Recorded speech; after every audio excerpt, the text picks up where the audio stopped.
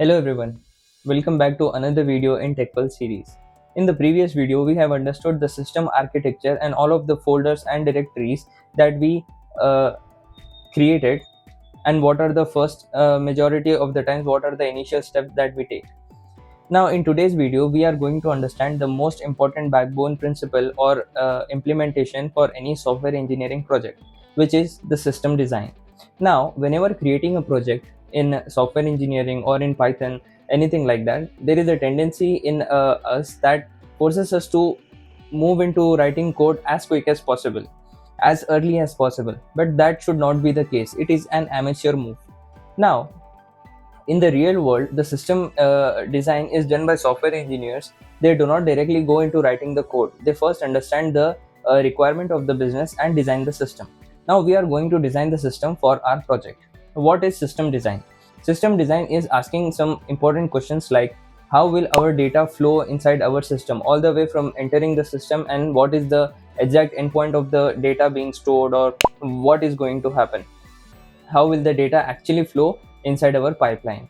And some other questions are what are the now another question is what is the responsibility of each and every component that is going to be responsible in our data pipeline, and what is the ERD, and what is the common database schema, and everything like that. But majority of the time we are focused on something which is called as data, so we are going to work on that first. Now our data pipeline looks like this. The stages in our data pipeline is, we all know that the article is at the news website. Now what we will do is we will scrape the data first, and then we are scraping the RSS feeds of the news article websites. Now what are RSS feeds? RSS feeds are XML data structure. I mean the data stored in terms of XML, not HTML. It's actually a very concise and very specific type of content when compared to HTML. HTML is directly the web page on which the advertisements also exist, and different components and what we say containers and everything are stored. But we do not want that. Scraping a website directly becomes very difficult. Now what we will do, we will scrape the RSS feeds. RSS feeds are XML based versions of the data, I mean the website, which gives us the latest information, like the top 20 articles or the latest 20 articles, including their title and everything like that, including the URL of the page on which the article is posted, right? So these are RSS feeds. Now we will scrape those. Now the first step was the article is at the RSS feed of the website. Then what we will do, we will scrape it using the scraper. Now we have a JSON format of the each of the article, right? We have list of articles in JSON format. Now we will parse those JSON. We will push that raw JSON into ETL phase. Now what is an ETL pipeline? ETL stands for extract, transform and load. What it does is it extracts the data from the JSON that we are feeding it, and then it transforms it into any suitable format that we want, like dictionaries and everything like that. And then what it will do is it will load it into the database. Now that the endpoint of ETL pipeline is the data being loaded inside a database. Now here we are going to use a MySQL database. Now we will discuss more about this when the time comes, right? After the MySQL database, the next step is the SQL analysis. What we will do is we will try to fetch the data from the different tables that we have created, and then we will perform analysis over it, solve different SQL queries and everything like that. After SQL is done, we will push the data into Python, and we will perform the exploratory data analysis and data visualization in Python, as well as we will implement the NLP processes and machine learning processes and all of the agentic generative AI, everything like that in that phase. After that, we will push the data into a Tableau dashboard, which will show overall statistics and overall KPIs and everything like that. Now let's understand one by one in simple terms. Let's proceed with a single website, right? Now the article is present at the website. What our scraper will do? Our scraper will visit the website, fetch the data and convert it into in terms of a JSON. Now why JSON? JSON stands for JavaScript Object Notation. JSON is nothing but a dictionary with key value pairs. Now why JSON? Because it gives us a temporary format which we can use to understand what the data inside that article is, right? Now after the data is stored in JSON, we will push that into the ETL phase. Now again, we have already discussed that ETL stands for extract, transform and load.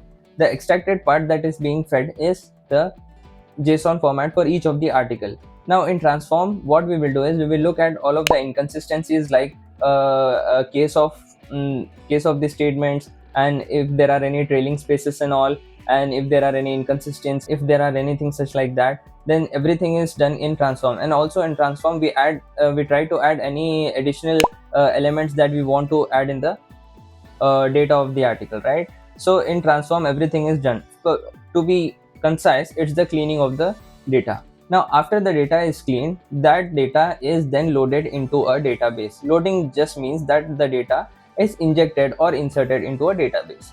Now the database that we are using is a SQL database, which is MySQL. Now it is not a local database. We have used a cloud database, which we will talk about in detail when the time comes, right? Now after the data is loaded into the SQL database, it will be fetched using SQL, and if need be, it is going to be fetched in Excel and Python and everything, right?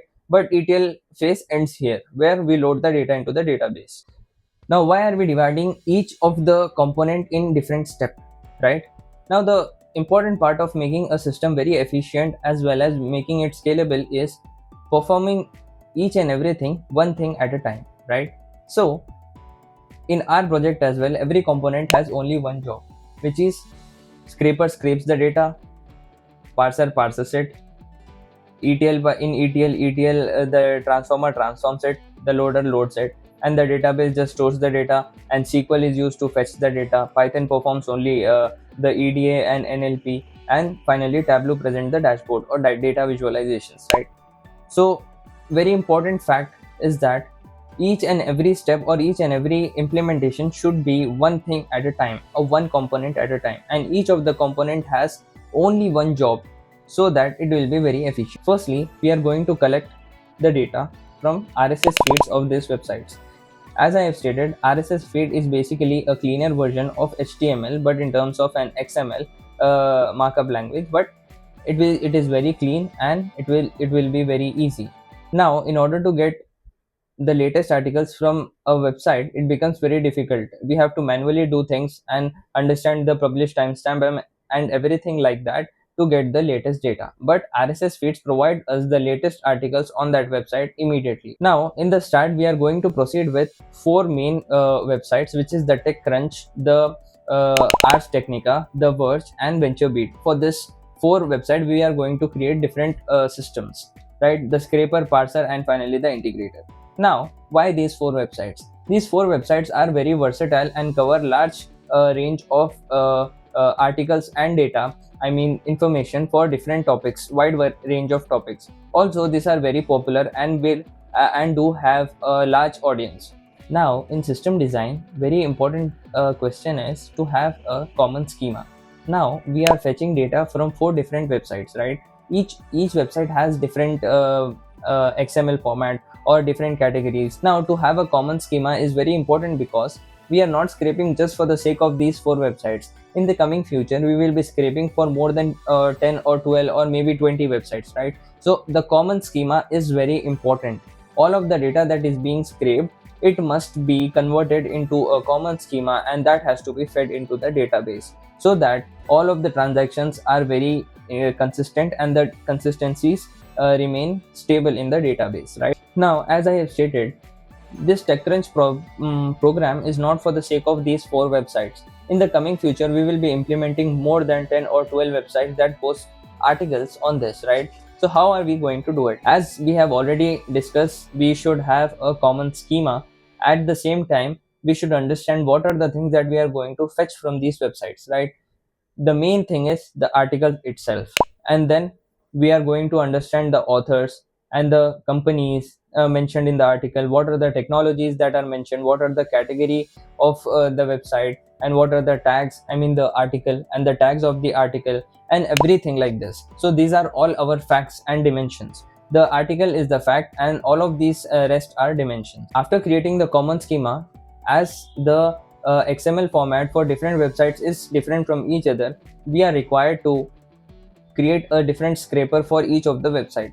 Creating one single scraper will have the job being complicated. We do not want that.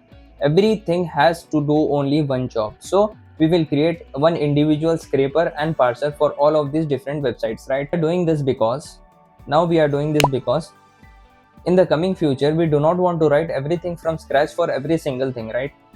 In the coming future, when we are required to add another website, all we have to do is create another directory or write another scraper code for that particular website, and that's it.